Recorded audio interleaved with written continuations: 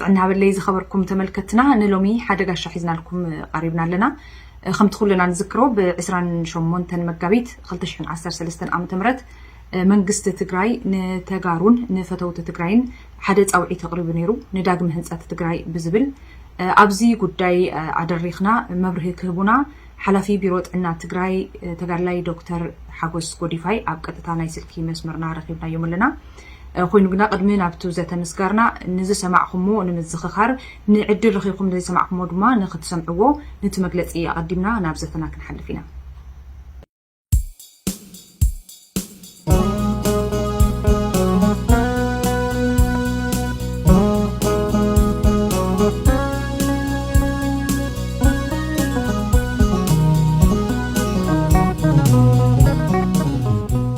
ጻውዒት ንተወለድቲ ትግራይን ፈተውቲ ትግራይን ኣብ ዳግመ ህንጸት ጥዕና ትግራይ ዝኸበርካ ህዝቢ ትግራይ ዝኸበርኩም ኣብ ካልኦት ከባብታት ኢትዮጵያን ኣብ መላእ ዓለምን ትርከቡ ተወለድቲ ትግራይ ከምኡውን ዝኸበርኩም ደገፍትን ፈተውትን ትግራይ ኣቐዲምና ዝኸበረ ሰላምታና ይብጻሕኩም ህዝብና ህዝቢ ትግራይ ኣብ ታሪኹ ተደጋጋሚ ሰብኣውን ተፈጥሮኣውን ማሕለኻታት እንተገጠመውን ዝኹሉ ተቃሊሱ ብምሕላፍ ሙሉእ ትኹረቱ ኣብ ህንጸት ዲሞክራሲ ልምዓትን ሰላምን ብምግባር ኣብ ብርኪ ዓለም ኣፍልጦ ዝተብሃወ ለውጢ ከምጽእ ዝኸኣለ ህዝቢ እዩ ኮይኑ ግና ንነዊሕ እዋን ዝቃለሱና ዝነበሩ ተጻባዕቲ ሓይልታት ኣብ ቀረባ እዋን ብዝረኸብዎ ዕድል ተጠቒሞም ሓደ ኣረመንያዊ ግንባር ብምፍጣር ኣብ ልዕሊ ህዝብናን መንግስትናን በቀጥታን በተዘዋዋርን ብምዝማት ከሰኩንና ይፍትኑለው ሰራዊት ፋሽስቲ አብይ አሕመድ ወራር ሰራዊት ውልቀ መላኺ መንግስቲ ኢሳያስን ተስፋሕፋሓይ ወራር ሓይሊ ኣምሓራን ብሓደ ብምዃን ኣብ ልዕሊ ህይወትን ንብረትን ህዝቢ ትግራይ ከምኡውን ኣብ ልዕሊ መሰረታዊ ልምዓትና ከቢድ መጉዳእቲ ኣብፂሖምን የብፅሑን ኣለው እንተኾነ ግና ህዝቢ ትግራይ ከምቲ ልሙድ ሕዝውን ብዝሕብን መልክዑ ጸላእቱ ብምምካት ድሌቶም ከይፍጽሙ ይኳሻሕሎም ኣብ ልዕሊ ጸላእቱ እውን ከቢድ ጉድኣት የብጽሕሎም ኣብ ህዝብና ዝበጽሕ ዘሎ ጉድኣት ሰፊሕ እንተኾነውን እቲ ሓደ ትኹረት ዘድልዮ ግና ኣብ ልዕሊ ጥዕና በፂሑ ዘሎ ጉድኣት እዩ ህዝቢ ትግራይ ዝረኸቦ ዝነበረ ግልጋሎት ጥዕና ካብ ዝተሓተ ብርኪ ተላዒሉ ኣብ ዝለዓለ ብርኪ በፂሑ ዝነበረ እንትኸውን በዚ ናይ ሕዚ ውዲት ጸላኢ ግና ከቢድ ማህሰይቲ በፂሕዎሎም ህዝብና ዝግልገለሎም ዝነበሩ ትካላት ጥዕና ከቢድ ብርሰት ዝበፅሖም እንትኸውን ኣብዚ ሕዚ እዋን ግልጋሎት ክታበት ህፃናት ክትትል ጥንሲ ናይ ወሊድ ግልጋሎት ናይ HIV ኤድስን ካልኦት ተመሓላለፍትን ዘይተመሓላለፍትን ሕማማት ሕክምና ንኣብነት ሕማም ሽኮርያን ናይ ሃንደበት ሕማማት ሕክምናን ካልኦትን ዳርጋ ኣብ ኩሉ ከባብታት ትግራይ ተቋሪጹ ይርከብ ብሰንክዚ ህዝብና ኣብ ልዕሊ ሰላም ምስኣኑ ግልጋሎት ሕክምና ብዘይምርካቡ ይሳቐሎ ከም ሓደ ኣብነት ንምጥቃስ ዝኣክል ኣብ ሓንቲ ኣብ ማእኸላይ ዞባ ትርከብ ጣብያ ዘጋጠመና ክንጠቅስ ሓንቲ ጓል 15 ዓመት ዝኾነት ወዲቓ በሊሕ እምኒ ኣብ ከብዳ ጉድኣት ኣብፂሑላም እቲ ጉድኣት ጥልቀት ዘለዎን ምስፋይ ዘድልዮን ቁስሊ ፈጢሩ ኮይኑ ግና ግልጋሎት ጥዕና ክትረክብ ብዘይምኽኣላም እቶም ስድራ ኣብ ገዛ ብዘለዎም መርፍእን ናይ ተረንሸዋ ክርን ነቲ ቁስሊ ክሰፊዎ ተገዲዶም እዮም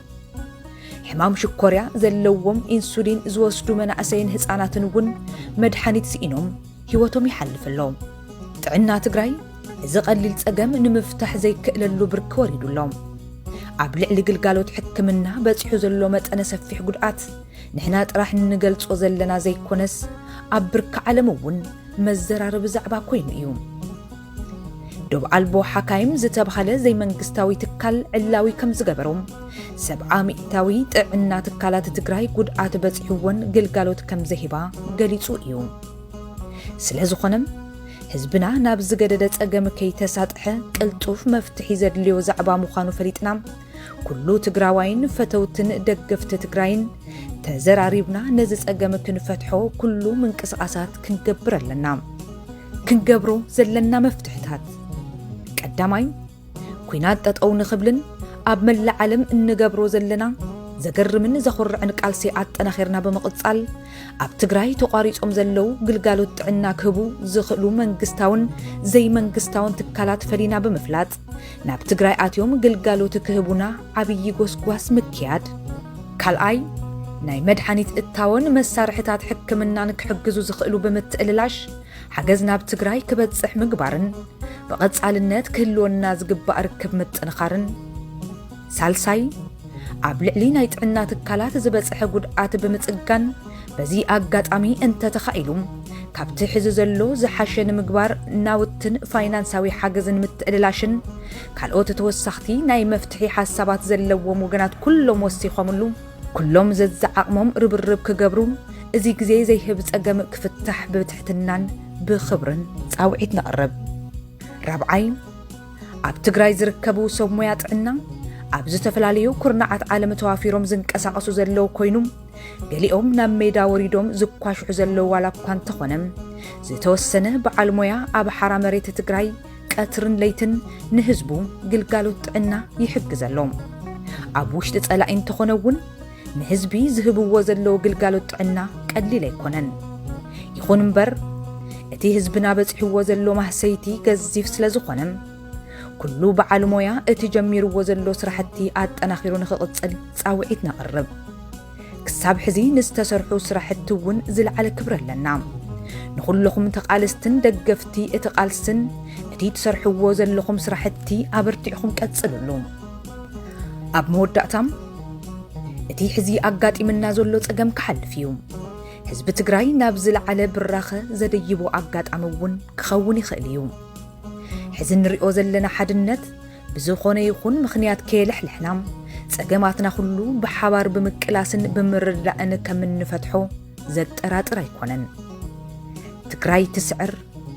መንግስቲ ትግራይ 28 መጋቢት 2013 ዓመተ ምህረት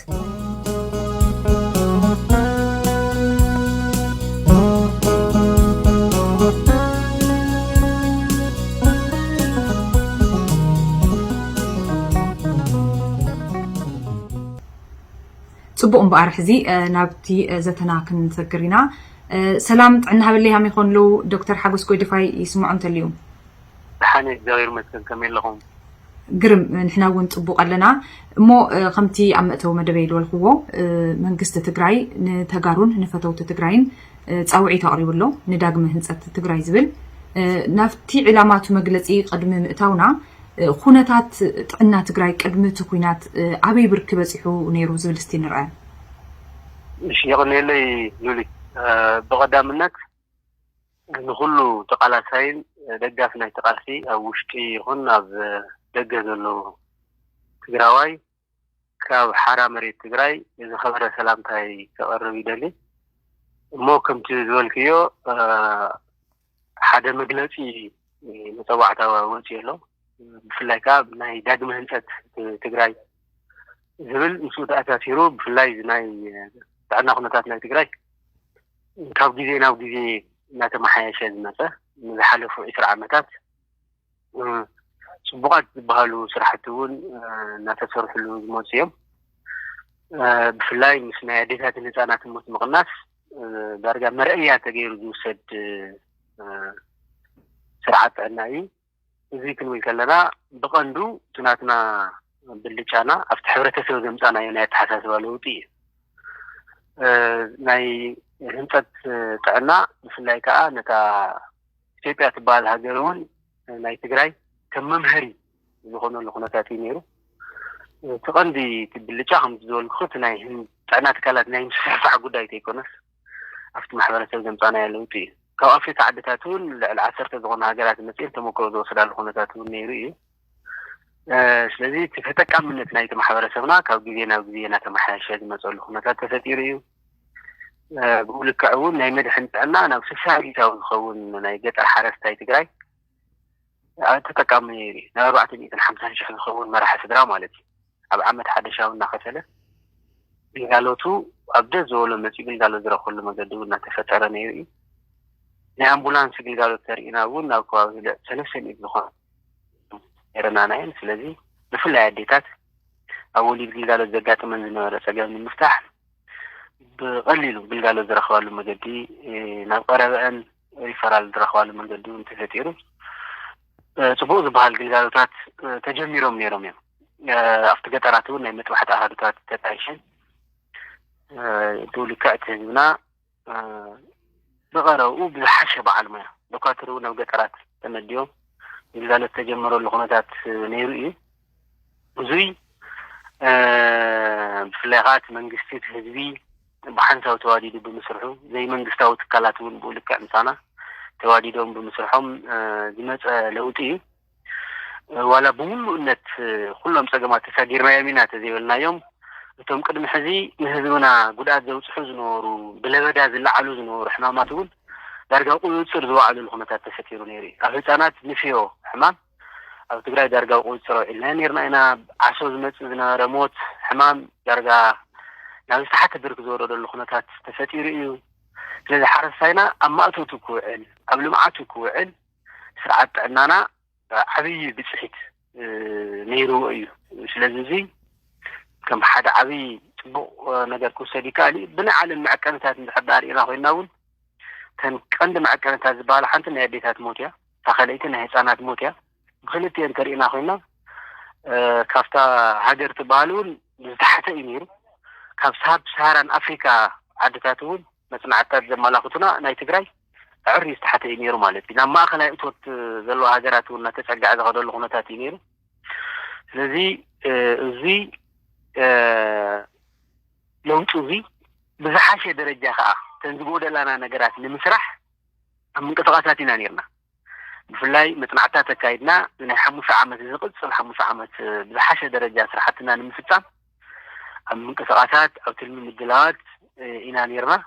لذي زقد صل حموش عامة كا تنقول لتاتنا ملينا ناي تجري تعنا سرعات بزحاشة درجة نازل على براخ حفل نموالينا من قطعات ناجورنا نهلنا ناي صلاة خناتات نسيو بزح برسة تجاتي مظلنا مالتي ስለዚህ በጠቅላላይ እንድሕር ኢና ኮይና ስርዓት ዕናና ካብ ዝተሓተ ብርኪ ናብ ዝሓሸ ብርኪ እናተሰጋገረ ዝነበረ ህዝብና ብኣብዝሓ ህዝብና ተጠቃማይ ዝገብር ዝነበረ ስርዓት ዕና ነይሩ ምባል ይከኣል እዩ ዋላ እውን ጎደሎታት እውን ተነበርዎ ማለት እዩ ጽቡቕ እሺ ይቐኒለይ ተጋድላይ ዶክተር ሓጎስ እቲ ሕዚ ዘለዎ ኩነታት ከንታይ ከም ዝመስል እስቲ ይግለጹልና እቲ በፂሑ ዘሎ ዕንወት ከም ትስማዕ ዘሎ ድዩ ተሕዘጋጢሙ ዘሎ ሰብ ዝተዛረበ ይኮንኩን ወይ ከዓ ብሚድያ ዝቐረበ ይኮንኩን ኣነ ከቐርበልኪ ብኣካል ዝረአኽዎ እዩ ብርክት ዝበላ ጥዕና ትካላት ናይ ምርኣይ ፈቲነ እየ ማለት እዩ ኣብቲ ገጠራት ብዝገርም መልክዑ ብጣዕሚ ብዘሕዝን ተን ጥዕና ትካላት ዳርጋ በሪሰን እየን ምባል ይከኣል እዩ ማለት እዩ ኣምቡላንስታት ተቃፂለን እየን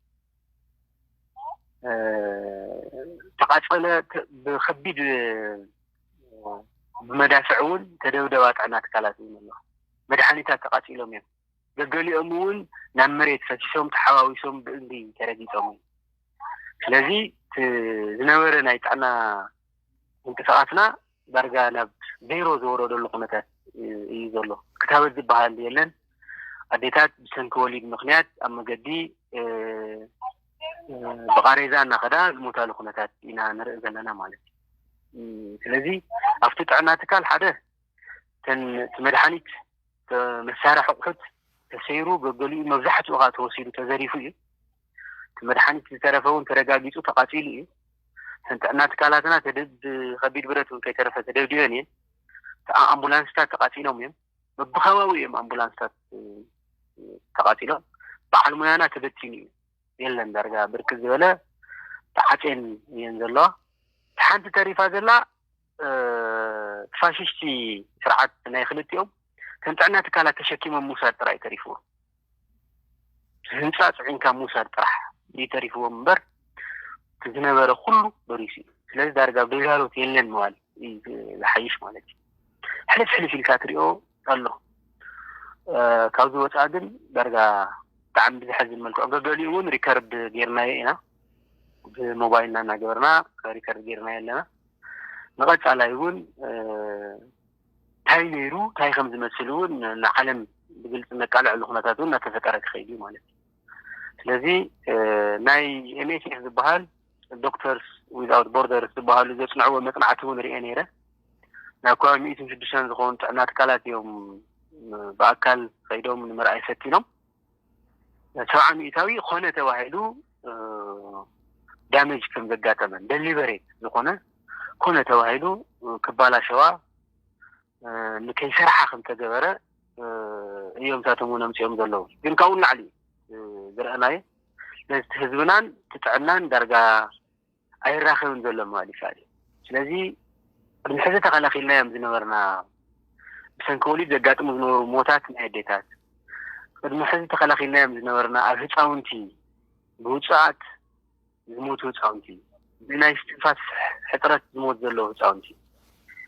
ኣብ ተወሰነ ከባቢታት እውን ምልክታት ዝተፈላለዩ ሕማማት እውን ንሪኦ ኩነታት ኣሎ ማለት እዩ ስለዚ ብጣዕሚ ናብ ዝሕዝን ነገር እዩ ወሪዱ ዘሎ እዚ ናይ ፀላኢ ሰናይ ዝኾነ ስራሕ ብጣዕሚ ዘግርም እዩ ኣነ ኣብ ዓለም ከምዚ ዓይነት ነገር ተራእዩ ዝብል እምነት የብለይ ብዙሕ ነገራት ንምርኣይ ፈቲነ ነይረ ንምጥያቕ እውን ፈቲነ ነይረ ኣብዚ ዋና ኣጋጢሙ ዘሎ ናይ ጥዕና ስርዓትና ኣጋጢሙ ዘሎ ብርሰት ግን ብጣዕሚ ዝሕዝንን ብጣዕሚ ዝወረደ ስራሕን እዩ ዘሎ ማለት እዩ እስቲ ሕዚ ድማ እቲ ቅድሚ ኩናት ነበረ በፂሕዎ ዝነበረ ደረጃን እቲ ኸዚ ገጢሙ ዘሎ ዕንወትን ብደንቢ ገይሮም ኣብርሂቦምና ኣለዉ ሕዚ ናብቲ መጋቢት 28 2013 ዓ.ም ብመንግስቲ ትግራይ ዝወፀ ፃውዒት ንዳግመ ህንፀት ጥዕና ትግራይ ዝብል ላብኡ ክንምለስ እሞ እቲ ዕላማቱ ፃውዒት እንታይ እዩ ዝብል እስቲ መብርሂ ሃብሉ ብክልተ መገዲ ክንሪኦ ንኽእል ኢና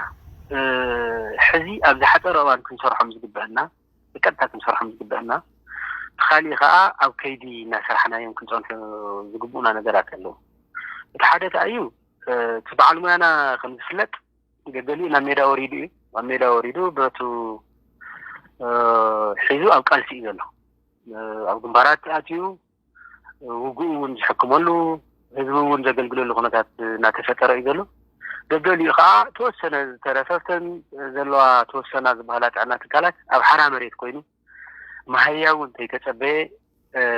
ነቲ ህዝቢ በተን ዘለዋ ግልጋሎት ክህብ ዝፍትን እውን ኣሎ ሳልሳይ ኣብ ፀልኣ ኮይኑ ኣብቲ ነቲ ህዝቢ ግልጋሎት ዝህብ ዘሎ እዩ ማለት እዩ ስለዚ እቲ በዓል ሞያና እዚ ተጠናኺሩ ዝቕፅለሉ መገዲ ክፈጥር ክኽእለዎ ናይ ባዕሉ ህዝቢ እዩ ብፍላይ ከዓ ናይ ጥዕና ጉዳይ ሕዚ ኣይኮነን እቲ ናይ ሕዚ ዘሎ ሳዕቤን ንፅባሕ እዩ ሓደጉ ለበዳ ናይ ምልዓል ዕድል ከጋጥም ይኽእል እዩ ስለዚ እቶም ተኸላኺልናዮም ብሎም ዝነበርና ሕማማት ፅባሕ ክላዓል ይኽእል እዮም ስለዚ ካብ ብሕዚኡ ብእውነ ተረዲእና እንታይ ክንገብር ከም ዘለና ክንፈልጥ ተዘይኽእልና ኮይና ፅባሕ ህዝብና ካብቲ ሕዚ ዘጋጥሞ ዘሎ ፀገም ንላዕሊ ከዓ ከጋጥሞ ይኽእል እዩ ማለት እዩ ስለዚ እዚ ክንፈትሕ ተኮይና ሓደ ዘይመንግስታዊ ትካላት ምንቅስቃስ ጀሚሮም ኣለዉ ኣብ ተወሰነ ሰለስተ ዝኾኑ ረኺበ ነይረ ኣነ ኣብተን ዝኸድኮ ነፍታን ሓራ መሬት ሰለስተ ዝኾኑ ዝደገፍ ዝመፁ ነይሮም ስለዚኦም ደገፍ ዝመፁ ዘለዉ ኣብተን ሓራ መሬት ተንሕዞምን ዝመፁ ዘለዉ መድሓኒት እቲ በዓል ሞያ ናብኡ ዝመፁ ዘሎ ብኣግባቡን ህዝብና ግልጋሎት ክወሃብ ተኮይኑ ኣብቲ ከባቢ ዘሎ በዓል ሞያ ስርሑ ክሰርሕ ክኽእል ኣለዎ ማለት ስለዚ ናይ ባዕልና ህዝቢ እስካብ ዝኾነ እዋን 203 ሰብ ኣብ ከተማ እንተሃልዩ ናብታ ቦትኡ ኸይዱ ዝሰርሐሉ መገዲ ክፈጥር ክኽእል ኣለዎ ማለት ናብ ቃልሲ ክወፅእ እንተደልዩ ናብ ቃልሲ ክወፅእ ክኽእል ኣለዎ ከም እዚ ናይ ባዕሉ ምርጫ እዩ ዝኸውን ማለት እዩ ብውሕድ ግን ኣብተን ጥዕና ትካላት ዝሰርሐለን ዝነበረ እናመፀ ኣገልጋሎት ዝህበሉ መንገዲ ክፈጥር ክኽእል ኣለዎ ስለዚ እንድሕር ደኣ ናብ ከምኡ ዓይነት ነገር ዓፂናየን ንኸይድ ኮይና ተን ጥዕና ትካላት ኣብቲ ሓራ መሬት የለውን እናተባህለ ዝመፀ መድሓኒት እውን ዝምለሰሉ ኩነታት ክስጠር ይኽእል እዩ ማለት ስለዚ ብዝተኻእለ መጠን ጥንቃቐታት እናገበርና ኣብዚ ህዝብና ግልጋሎት ዝረኽበሉ መገዲ ክንፈጥር ክንኽእለና እዩ ኣብ ልዕሊኡ ብፍላይ ከዓ ናይ ኤክስቴንሽን ሰራሕተኛታት መብዛሕትአን ኣብተን በረኻታት እውን ስለ ዘለዋ መብዛሕትኡ እሱ ከዓ ናይ ሓራ መሬት ስለ ዝኾነ ኣብኡ እውን እናወፅእ ህዝቡ ከምህር ክኽእል ኣለዎ ህዝበን ከምህራ ክኽእል ኣለዎ መድሓኒት ክመፅእ ፃዕሪ ክገብራ ክኽእል ኣለዎ ስለዚ እዚ ክንሰርሖ ዝግበአና ጉዳይ ኣብቲ ስርዓት ኣብቲ ቅድሚ ሕዚ ንሰርሖ ዝነበርና ስራሕ ዘይክንረክብ ንኽእል ኢና ብምሉእነት ብዝተኻእለ መጠን ግን ህዝብና ናይ ግንዛበ ሕዚ ህዝብና ድሌታት ኣሎ ኣብ ብዙሓት ከይዳ ነረኺበ ገባራት ብዙሓት ረኺበ ድሌታት ኣሎ ዝጽግሞ ዘሎ ግን ትካላት የለዋን ተዓጨኒ ቶም ሕዚ ዝመፁ ዘለዉ እውን ብኡ ልክዕ ደገፍ ናትና የድልዮም ናይቲ በዓል ሞያ ደገፍ የድልዮም ማለት እዩ ስለዚ ቅርብ ኢልና ኣብኡ እናደገፍና ንኸደሉ ኩነታት እናፈጠርና ክንኸይድ እንድሕር ዳ ኣኺልና ኮይና ብውሕድ ክንድክና ቅድሚ ሕዚ ዋላት ዘይኮነ ንእሽተይ እናሓገዝና ንኸደሉ ኩነታት እናፈጠርና ክንኸይድ ንኽእልና ማለት እዩ ስለዚ ብዝሓፀረ እዋን ክንሰርሖም ዝግቡኡና ነገራት ኣለው ካብ ንየት ዝመፅእ ዘሎ ካብ ዝተፈላለየ ሓገዛት ዝመፅእ ዘሎ መድሓኒት ናብ ታሕቲ ዝወርደሉ መገዲ ክፍጠር ክኽእሉ ስለዚ ጎስጓስ የድሊ ብመንግስታዊ ትካላት ንታሕቲ ወሪዶም ክድግፉ በብደረጅኡ ዘሎ በዓል ሞያ በብደረጅኡ ዘሎ ምሁር ድፊት ክገበር ክኽእሉ ከምኡ ተዘይጌርና ፅባሕ ሳዕበይኑ ዓብዪ ስለዝኾነ እዚ ብደንቢ ክንሰርሕ ኣለና ዝብል እዩ ሓደ መበል ካልኣይ ዓወትና ናይ ግድን ንሕና እናተጠናኸርና ኢና ንኸይድ ዘለና ፀላኢና እውን ከመይ ፈረኽረኽና ላይ ኸይድ ከም ዘሎ ኩላና ንርድኦ ጉዳይ እዩ ማለት እዩ ስለዚ ናይ ጥዕና ጉዳይ ከዓ ንፅባሕ ዝበሃል ዘይኮነ ስለዘይኮነ ፅባሕ ድሕሪ ዓወት ኢልና ንፅበዮ ጉዳይ ኣይኮነን ክኸውን ዝግባእ ማለት እዩ ካብ ብሕዚኡ ኣብ ደገ ዘሎ ዳያስፖራ ምሁር ኣሎ ጂኤስኤስ ግሎባል ስኮላርስ ኣለው ናይ ተጋሩ ኮሚቴ ናይ ጥዕና ኣሎ እዚ ጥዕና እዚ ኮሚቴ እዚ ፋንክሽናል ክኸውን ክእሉ ፎር ሹር ፋንክሽናል እዮም ኢለ እየ ዝኣምን ጠንካራ እውን እዩ ነይሩ ካብ ቀደሙ ፅቡቃት ሃይ ካሊበር ዘለዎም ፕሮፌሰራት ዘለውዎ እዩ እዚ ሕዚ ናይ ዓበይቲ ናይ ሪሶርስ ሞቢላይዜሽን ስራሕ ክሰርሕ ክኽእል ኣሎ ናይ ፋይናንስ ናይ ሕክምና መሳርሒ ካብ ብሕዚኡ ብዝተወደበ መንገዲ እናሰራሕና እቶም ዘድልዩ ናውቲ እናተኣላለሽና ንፅናሐሉ መገዲ ክንፈጥር ክንኽእል ኣለና ብቀጥታ ድሕሪ ዓወት ናብ ስራሕና ኢና ክንኣቱ ዘለና ስለዚ ተንጥዕና ትካላትና ካብቲ ዘለዎ ንላዕሊ እውን ክኾና ኢና ሓሲብና ክንሰርሕ ዘለና ኣብ ትግራይ ማለት እቲ ፀላኢ ኣባታዊ ስውን ዘሎ ጥራይ ከይኮነስ ካብኡ ንላዕሊ ክንሰርሕ እውን ኣሚትናን ትልምና ኣውፂና ናይ 5 ዓመት ንንቀሳቐስ ነርና ሕዚ እውን ካብኡ ንላዕሊ ክንሰርሕ ካብ ብሕዚኡ ምድላት የለና እቶም ምድላት እዮም ሓደ ናይ ፋይናንስ ሓገዝ የለና ምክንያቱም ተንፈሪሰን ዘለዋ ጥዕና ትካላት ክንስተኻኽለን ስለ ዘለና ተንድኽ ብቅድሚኡ እውን ድኽም ኢለን ዝነበራ ናብ ዝሓሸ ብራኸ ሓፍ ክነብለን እንድሕር ዳ ኮይና ካብ ብሕዚኡ ሓፍቲ ክነተኣላለሽ ክንኽእል ኣለና ካሊእ እቲ ማተርያል ተጓሓጒሑ ተወሲዱ እዩ ተቃፂሉ እዩ ካብ ጥቕሚ ወፃኢ ዝኾነሉ ኩነታት እውን ተፈጢሩ እዩ እዚ ካብ ብሕዚኡ ኣብ ዝተፈላለያ ዘለዋ ዘይመንግስታዊ ትካላት ኣብ ደገ ዝተፈላለያ ሃገራት ብሓገዝ መልክዑ ኣተኣኻኺብና እንድሕር ዳ ፀኒሕና ብቁልጡፍ ፀላኢ ከም ዝብለኩም ዘለኹ ምስ ዓሩ ስለ ዘይተርፎ ተፀሪዱ ምውፅኡ ስለ ዘይተርፎ ቀጥታ ናብ ስራሕና ኣቲና ህዝብና ነቲ ብሕማምን ብሞትን ክሳቕሓ ዝምነይሉ ዘለዉ ፀላእቲ ህዝብና ብቁልጡፍ ክነርክበሉ ኣለና ማለት እዩ እዚ ተኾይኑ ጥራይ እዩ ዝፀገም ቀልጢፍና ክንፈትሖ ዝግባእ ማለት እዩ ስለዚ ጥዕና ከም ካሊእ ሴክተር ኣይኮነን ንፅባሕ ዝበሃል ኣይኮነን ካብ ብሕዚኡ ክንሰርሖ ዝግባእ እናሰራሕና ብቐጣላይ ክንሰርሖ ዝግባእ እውን ካብ ብሕዚኡ ጀሚርና እንድሕር ዳ ሰሪሕናዮ ጥራይና ስራሕ ክፍታሕ ዝኽእል ሞ በዛ ኣንፃር ኢና ፃውዒት ኣቕሪብናዮ ዘለና ስለዚ ብሓፀረ እዋን ክንሰርሖም ዝግቡኡና ነገራት ኣለው ብነዊሕ ተይኮነ ኣብ ማእኸል ሕዚ እውን እስካብቲ ብቐጣላይ ዓወትና ነረጋግፀሉ ካብ ብሕዚኡ ኸ እናሰራሕና ንፀንሐሉ ኩነታት እናፈጠርና ክንኸይድ ኣለና ዝብል እሞ በዛ ኣንፃር ኢና እቲ ፃውዒት ኣቕሪብናዮ ዘለና ፃውዒት እውን ዳግመ ህንፀት ትግራይ ከምቲ ዝነበሮ ንምግባር ተይኮነስ ካብቲ ዝነበሮ እውን ንላዕሊ ሓፍ ክብል ትግራይ ብጥዕና ካብቲ ዝነበረቶ ብራኸ ደረጃታት ትውስኸሉ መገዲ ንምፍጣር ዝዓለመ ስለ ዝኾነ ነዚ ተሓሳቢ ተገይሩ ኩሉ ፈታዊ ትግራዋይ ነቲ ቃልሲ ደጋፊ ንህዝቢ ትግራይ እውን ክብሪ ዘለዎን ዝፈትን ኩሉ ዓሲሉ ዝንቀሳቐሰሉ መንገዲ ክፈጥር ተሓሳቢ ተገይሩ እዩ ነፀዋዕታ ጌርናዮ ዘለና ማለት እዩ ዕላማት መግለፂ ግርም ገይሮም ገሊፆምና ኣለዉ ነመስግን ተጋድላይ ዶክተር ሓጎስ ጎዲፋይ እቲ መን ክሳተፍ ከም ዘለዎ እውን ብመጠኑ ተናኺፎሞ እዮም ኮይኑ ግና ከመይ ገይሩ ሕዚ ትግራይ ዓብዪ ኩናት ኣብ ልላትሉ ሰዓት እዚ ፃውዒት ከመይ እዩ ብከመይ ጌርና ኢና ኸ ክንሕግዝ ዘለና እንመን ኸ እዮም ክሳተፉ ዘለዎም ዝብል ሕቶ እውን ኣልዒሉ ስለ ዘሎ ኣብዚ ኣስፍሕ ኣቢሎም መብርህተት ትህቡላ ደስ ምበለኒ حزي تايليت أبناء هنصت سرعة عنا تجري كم تعنتو زول كسو منجستاوي زغنا حزب بعلو منجستي زي منجستاوي زول عنتو مغلاق سكنين يرفت بحلف أوان مالتي هنصت كن هنتكلنا نازياتهم أوركتو بتعبي جزي فيني بفلاي دياسبورا تجارو عبي زغنا حاجة كبيرة يمكن حزب كان هوسبيتال هنا زنيروم هوسبيتالات أنا طبيعتات لهانسو دياسبورا تجارو له بناوتي حكمنا ناوتي بمدحاني كاو دجا نامسو لحقوز بتعب بزحاتي وهي كانت تقصى يكونان مالتي نزياتو من بحالة أوان أغركتو شلمات غيرنا لهم ميرنا أنا أقدم خلطة عامتات مالتي سلازي زنوري محقزة زنسان حيو سلازي حزو كله زخاله بعد ويوزي نايت أنا نايمت حوار حلافنتي قالوا كوميتي ناي مهورات ناي متحوار حلافنتي قالوا كان حليفو بن كله كان هتان جميل اسكاف تعابي قالوا تعنا نخلا ناي ملكتنا سلازي كله زخالو أبركتو كقبروا له كافتان إشتي سانتيم جميلو اسكافتا زلعلت حقم زلو كجورا زقبا بفاينانس كخون خيلي ماتريال بمتلاش كخون خيلي بروبوزال بمصحف كخون خيلي استفلالي زي منجستاو تكالك دقف بمزرراب كخون خيلي كله حلافنت تتواجي خويني تميدوليو زلنا نتعنا تقراي ناوزل على براخة حفظ غلط تقراي بتعنا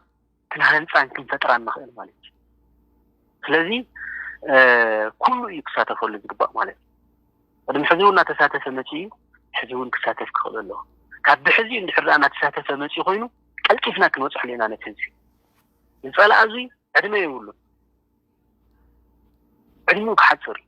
عدمي خمد حتصر كا تولادي تولودن تسانيوم أو كالفي عبيت عودات نامسية نبار تقال لاي مستحق شونو دو بدم تقراريسو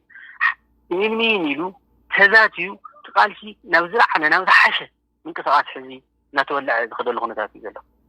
سلازي أوزي صواح للصلاة خميس أربع من بطرات المدريتنا سلازي بدحري كموتو زغولو بنتو مايلو مع سرحتي خل كيفنا ندحر دا بستود مقدنا تنقصاقفنا ندحر دا أخيرنا خوينا ندولي زلنا تهزونا بلغداون كيسكونا نهالو بخالو الحمامات الموتنون كي تكونا نهالو قال كيفنا نوصح لمقدنا تترنا تنخير نخلينا مالك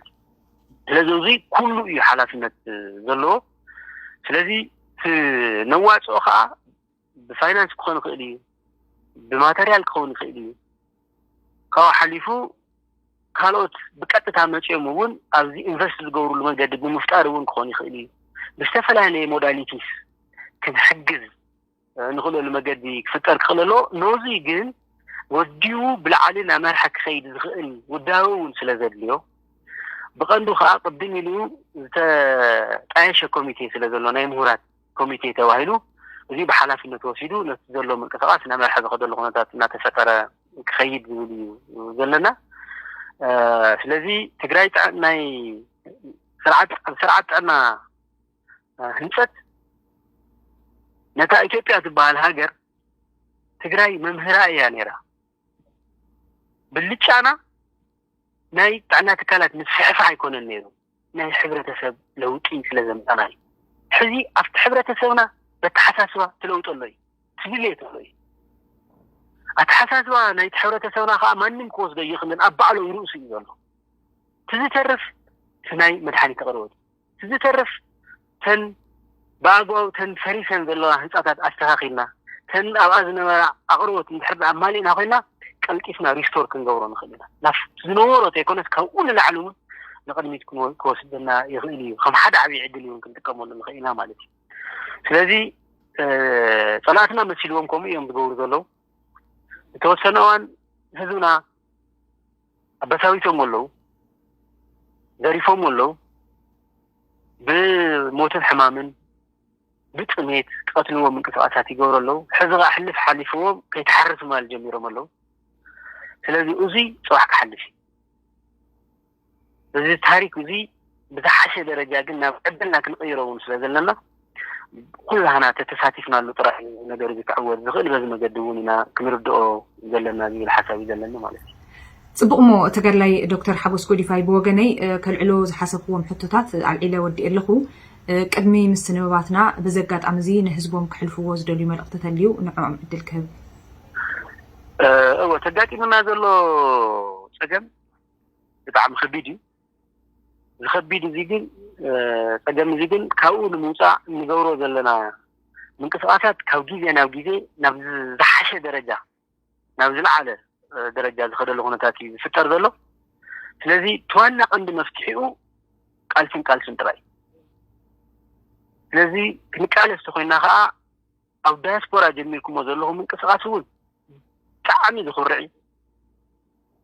ብጣዕሚ ንዓናውን ዓብዪ ተስፋ ዝህብ ዓብዪ ፍናን ይስምዐና ዘሎ ስለዚ እዚ ተጠናኺሩ ክቕፅል ዝኽእል ኣሎ ኣብ ሜዳ ወሪድና ዘለና እውን እስካብ ህይወት መስዋዕትነት ክንከፍል ድለዋት ኢና ኩላህና ማለት ተመራርሓ እውን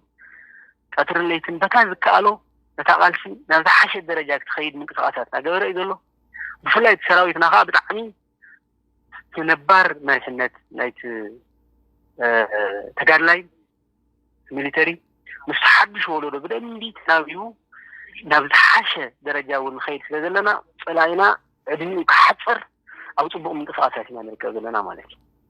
ስለዚ ናይ ከተማና ዘሎ ህዝቢ እውን ቃልሲ ፅቡቅ እዩ ዘሎ ዝተጠናኸረ መገዲ ክኸይድ ክኽእል ኣሎ ኩላና ተናቢብና ስለ ንኸይድ ዘለና እውን ፀላኢ ሕዚ ትሰምዕዎ ኣለኹም ኢኹም ዓገርገር ይኣትዩ ዘሎ ማለት